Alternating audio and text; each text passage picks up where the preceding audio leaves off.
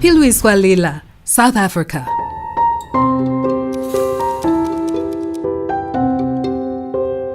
Self-titled refers to my name, which is loosely translated as be healed. Healing is taken from Indigenous thinkers, doers and leaders in African knowledge and understanding. The notion of healing in my work deals with how I am interested in body, identity, ritual, religion and politics.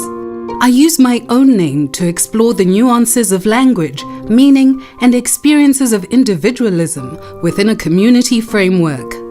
Self-titled is a project about individual experiences as recognizable or familiar to collective frameworks of culture in South Africa.